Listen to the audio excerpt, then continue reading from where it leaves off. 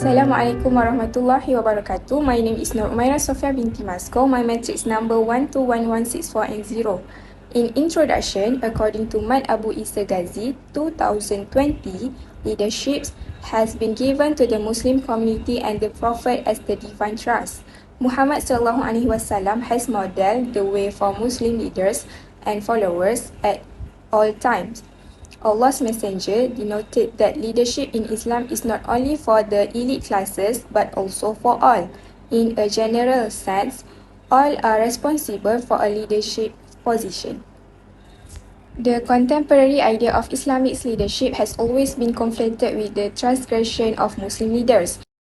Contemporary idea of Islamic leadership has always been conflated with the transgressions of Muslim leaders. Above all, Islamic leadership's practices must align with the beneficial attributes of organizational leaders observed in numerous global organization observation. In verse 159 of Surah Al-Imran was revealed by Allah Ta'ala following the Battle of Uhud. At that point in the conflict, the believers experienced setback after experiencing a tremendous win earlier. Therefore, the Almighty Allah commanded the Prophet Muhammad SAW to treat his companions with kindness at all times. This is because Islam is a simple religion and does not use violence. For example, be gentle when reprimanding if you make a mistake in doing something. To be a good leader, you have to be able to forgive others and help them. Through this study, the data collection that has been used is a quantitative method.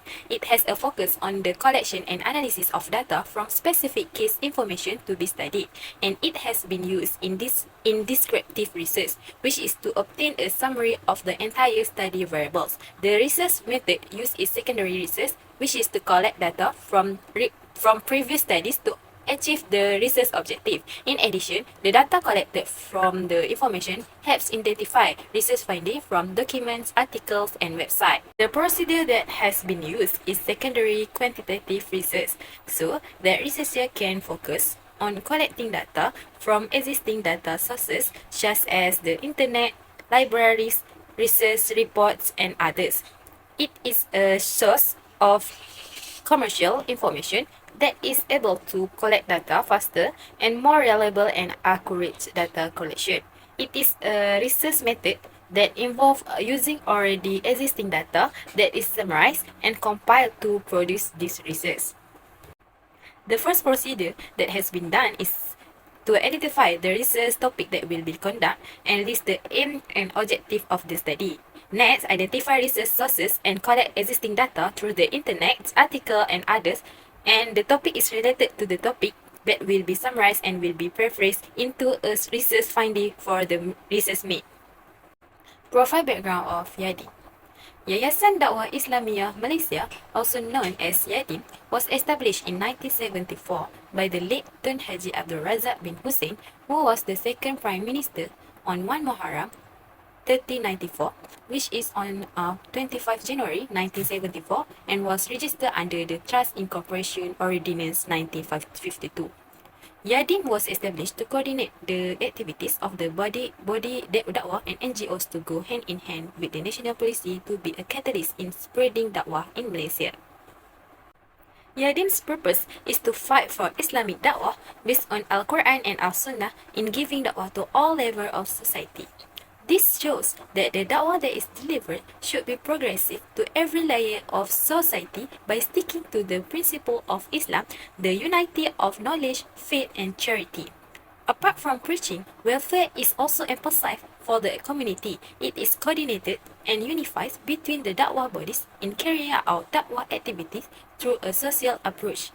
This plays a role in being able to build the development of the people and the progress process of the nation and the country in increasing and understanding and awareness of Islam.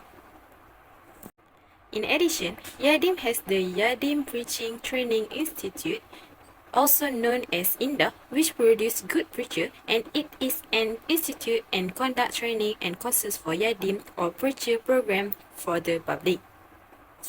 In addition, among the leadership role by Yadim is the Youth Leadership Session, which is Rakan Siswa Yadim, Rakan Belia Yadim, and Rakan Remaja Yadim.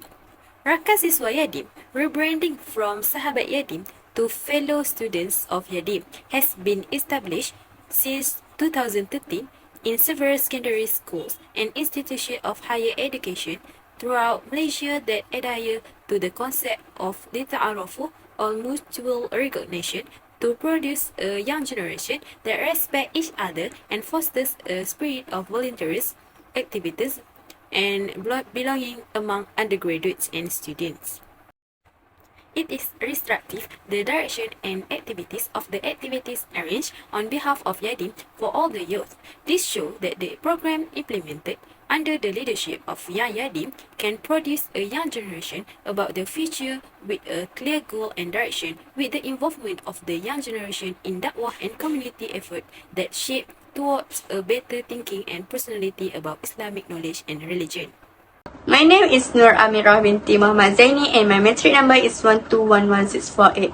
I will explain the background of leadership in Yadim. Leadership is defined as the ability to influence, guide and direct others to achieve common goals. Islamic leadership refers to the concept of leadership as understood and practiced in Islamic teaching, which is derived from the Quran and Hadith. Next, leadership practice in Yadim.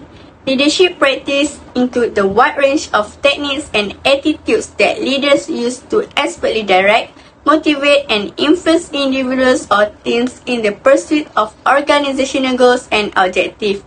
One of Yadim's leadership practice is the adoption of specific work themes such as Islam itu indah and melestarikan gerakan dakwah, which are seen to give direction and purpose to Yadim initiative.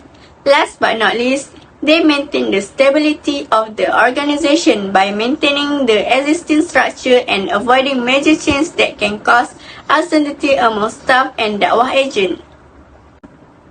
After that, principal leadership in Yadim. The cadres and training sectors are one of the main principles of the leadership in Yadim, which aims to produce preachers and leaders who are skilled and knowledgeable in delivering the true teaching of Islam through various methodology. Among the cadres and training sector that concentrate on leadership is the Young Leadership Division, also known as Kemuda. The Young Leadership Division Kemuda is composed of three main divisions, which are Rakan Siswa Yadim, Rakan Belia Yadim, and Rakan Remaja Yadim. Next, leadership programs in Yadim. First, Camp Kepimpinan Rakan Remaja Yadim SMKA Putrajaya. This camp was held on 17 January 2023 until 19 January 2023 at Yadim Dakwah Training Institute, Hulu Langat and organized under the Young Leadership Division Kemuda. Second, Camp Kepimpinan Rakan Belia Yadim Zone Selatan. This camp was held on 27 June 2023 at National Vision Camp in Alor Gajah Melaka and organized under Rakan Belia Yadim. Third, Symposium Mahasiswa Madani. This program was held on 20 July 2023 at University Kebangsaan Malaysia UKM and organized under Rakan Siswa Yadim. The impact of leadership programs in Yadim is that the young generation can improve their understanding of Islamic principles and produce excellent leaders who are able to lead the community and the country in the future. Through these leadership programs, the young generation can learn about leadership skills, communication skills, and interpersonal skills in order to become a great leader.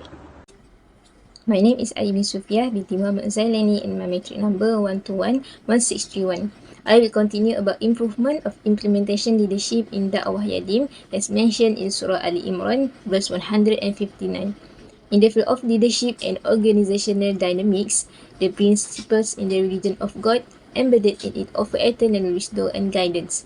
One of the main sources of the Prophet Muhammad SAW and the scholars and even the entire Muslim is the Quran, which is the holy book of Islam, which provides comprehensive guidance, the personal behavior, knowledge, community relations, and leadership.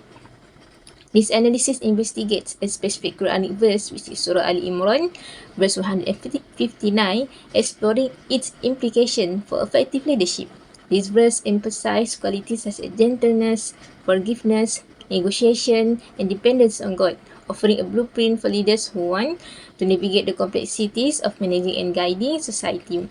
As we unravel of this verse, we will also draw a connection to the context of Yadim's leadership, trying to understand how this Quran principle can guide the way towards comprehensive and effective leadership in the organization.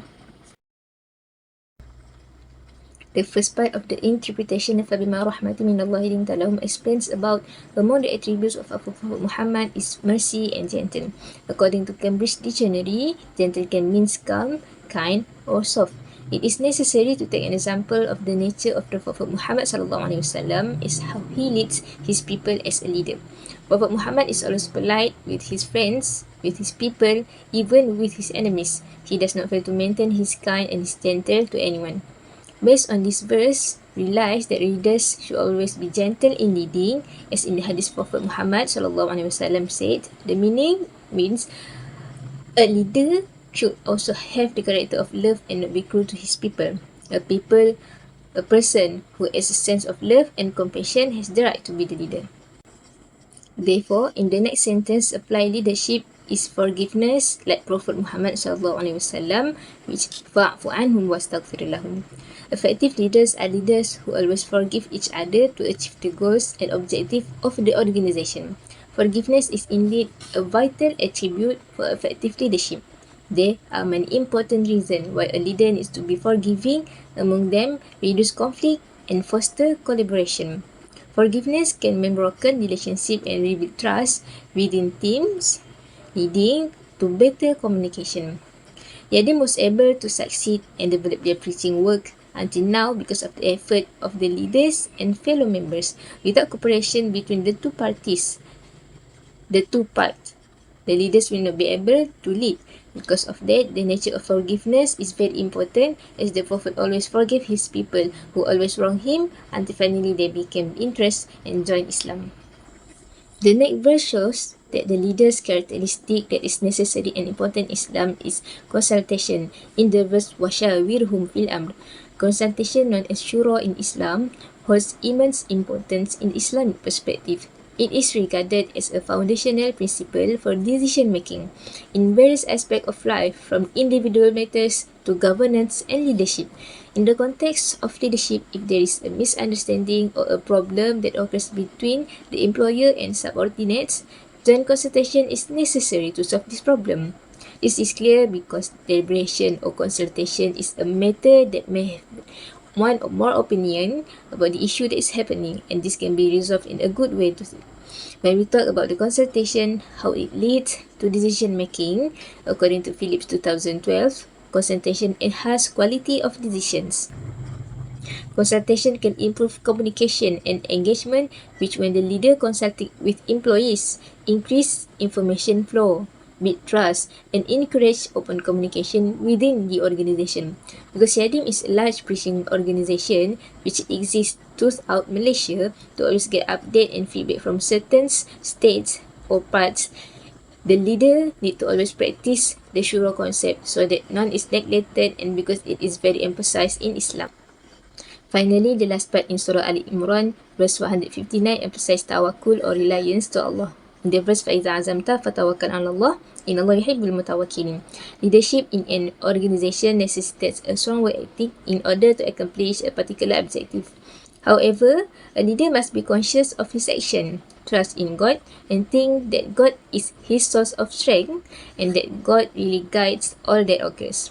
Thus, a leader must comprehend his relationship with God, who serves as the organization's educator. Tawakkul holds immense significance for leaders in the Islamic perspective, contributing to effective leadership in several crucial ways. In the hadith narrated from Umar al-Khattab radhiyallahu anhu, the Prophet Muhammad SAW said, "If you all really put your trust in God, God will truly provide you with sustenance, just as bird gets sustenance. The bird goes in the morning hungry and returns in the evening full." Narrated by At-Tirmidzi, Ibn Majah, and Ahmad. This hadith explains how Rasulullah ordered us to make effort first and then leave the affairs to Allah, then give the best in everything we do, then pray and put our hope in God alone. May this preaching effort always be blessed with a good reward in every deed. In conclusion, there are many qualities that we can cultivate to have effective leadership in an organization. As we know, Yadim is a superior leadership foundation known to all, but every organization also has weaknesses that need to be improved to become a more sustainable and excellent organization. Thus, Yadim should practice the 4 qualities of leadership that have been mentioned in the Quran, Surah Al-Imran, verse 159 as a reference to improve good in the institution. Thank you, that's all from us.